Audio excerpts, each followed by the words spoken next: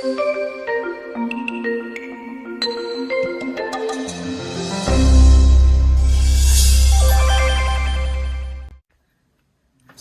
we are filming this because we want to explain a little bit about EMDR and the process of EMDR. So this is Lisa.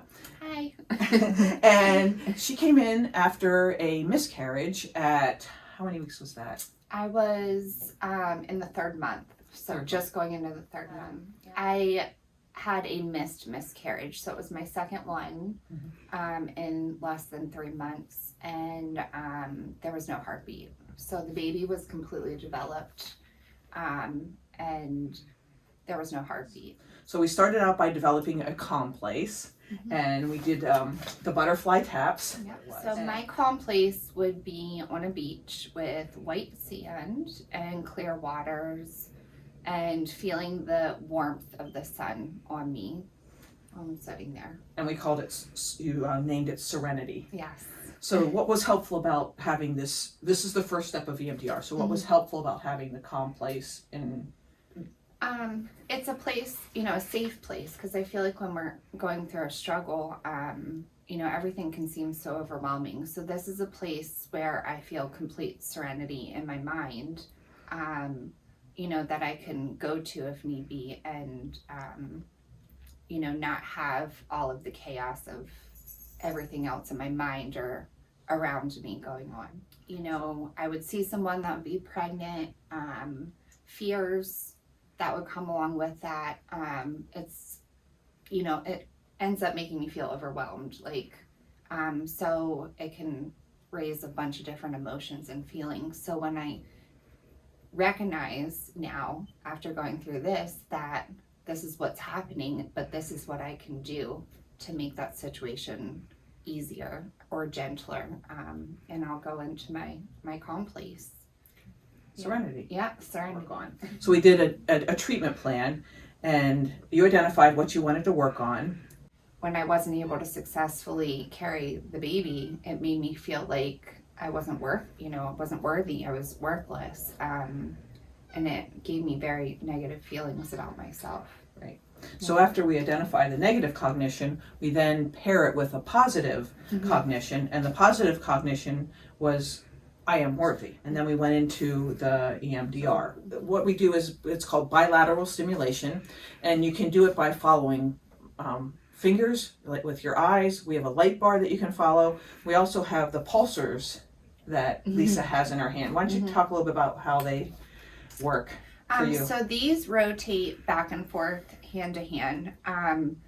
And the thing that helped me with these too was, it's natural for us to want to tell our brain what to think, because we feel like we have to have some type of answer. So the more I concentrated on the vibrations in my hands, the less my brain was thinking, and the more I was able to naturally work through the trauma my brain was going through. Yeah, you kind of have to let yourself go. You have to, because sometimes people think, well, I have to do some work here. I have to be thinking about something, and it's really not. It's really about not thinking. Yeah. So in the beginning, I definitely was trying to think, but as we went into the second rotation with this, was when I was able to really let go, and I definitely feel like these helped me do that. And the thing with those is, like, when you're using a light bar or fingers, you can't close your eyes. Right. And most people, when they do the processing, it seems to be helpful to be able to close their eyes. I actually enjoy closing my eyes, and it took me through a whole process. It's amazing how the whole trauma works its way through from start to end by closing your eyes and just letting the vibrations do its thing. But it was definitely emotional. There were times where my eyes were closed and I'm not thinking, but my brain's working, and tears would just be running down my face, So it's definitely a process of emotions the whole way through, because your brain's literally working through your trauma, and you can't control it. Once it starts, you're going through the whole process. But it's amazing how in the beginning you feel the heaviness, and at the end it's light, very light. So we have you bring up the picture that you had of of not having your baby, the negative words of I am worthless, and then you notice it in your body. And then we start the bilateral stimulation of those pulsars that you have. And the idea is that you're on a train, and you go on into the processing for about 35 seconds, really. And then you come to the first stop. And so then I would direct you to open your eyes, take a deep breath, tell me what you're noticing, and then go with that. And you keep doing that until the cognitions change. And at each stop, you kind of are noticing something different.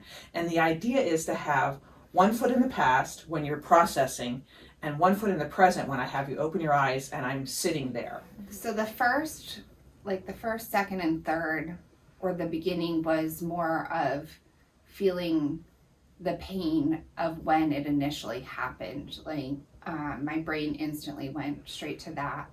And, it was a lot of the fears, the anger.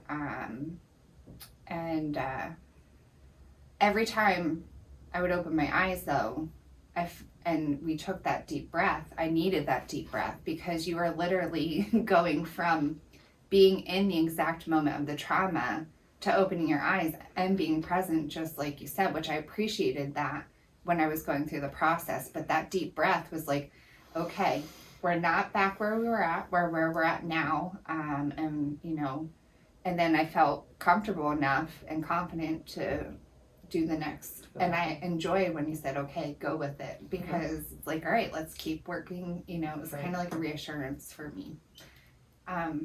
And there were times too where when I closed my eyes in the beginning, I could see Lisa right in front of me. But as I went on, when I closed my eyes, it was almost like space around me got clear and light, and she got further away from me. And then I'd open my eyes and she'd be right there. But so that was, kind of like a liberating, peaceful feeling. Yeah. So you went through, I was writing down, you talked about, you started out in the pain of the situation and the sadness and the void, and that you felt like you disappointed people, like all these different stops. You were noticing some of these, like a variety of negative cognitions and feelings that you were having, and you're trying to figure out how to live without the baby, feeling the loss and the pain and the disappointment.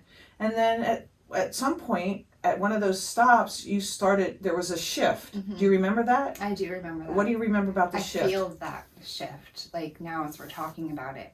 The shift was beautiful. It was like I went from living in the past to all of the things that make me happy today, and all of the things for the future that I embrace that bring me joy.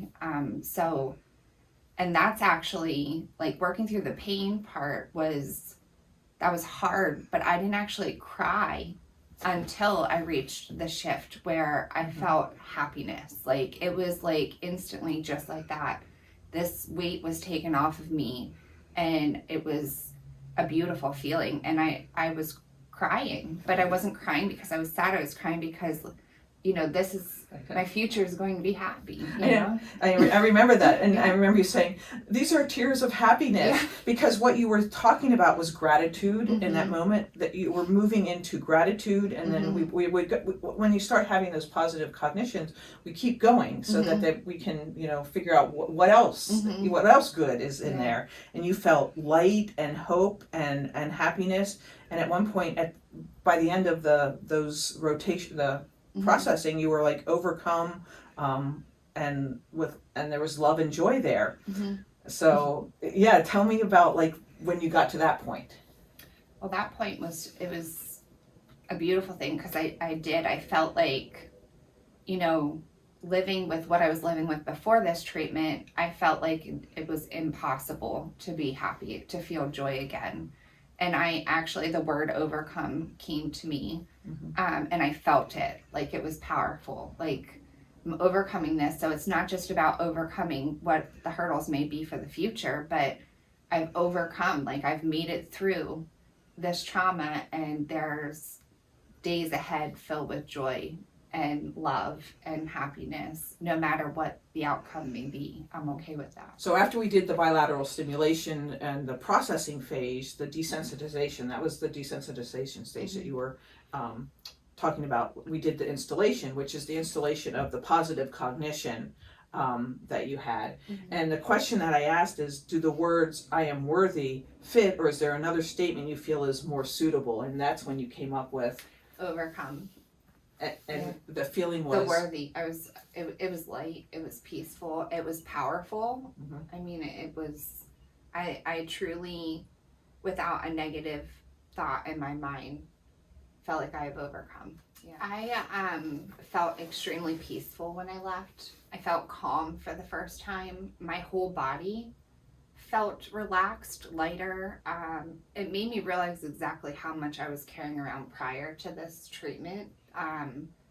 And I just felt like I was floating on a cloud, honestly, for days. Situations that used to bother me do not bother me. I mean, and if things do come up, I go to my calm place and I work through that, but since I've done this treatment, I have not been the same person in a positive way. It has definitely impacted my life, and it's given me the opportunity to enjoy life again. so really it doesn't take the trauma away. It's more about moving it so that it's not controlling and consuming your life. And I have to agree with that. And I mean, there are times where before, if something would trigger, I would sit in it for a very long time and allow it to affect everything around me, everybody around me.